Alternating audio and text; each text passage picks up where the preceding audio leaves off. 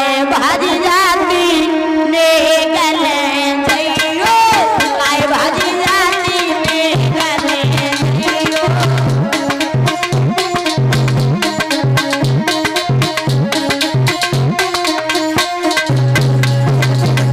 और का बोलो माल बोले मान भजिया भाई तो सांप तुम्हें खाए दरे मान दे भजिया एकदम से नानिया बोले बावी ले जाओ रो छरिया काय को भोती तरही धरिया।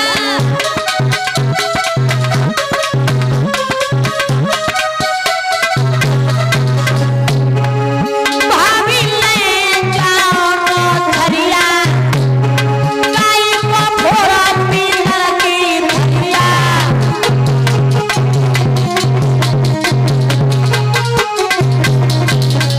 जवाब दो भोजी ले जाओ नो छरिया काय को फोड़ना रो पीतर की थरिया।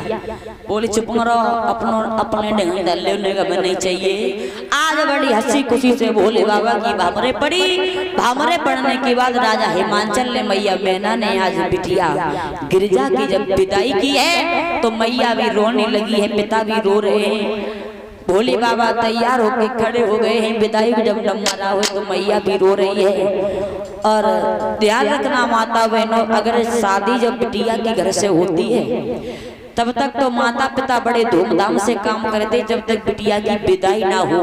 और जैसे बिटिया की विदाई कर पाई फिर तो ये मालूम पड़ता है कि शरीर में जान ही नहीं रही है।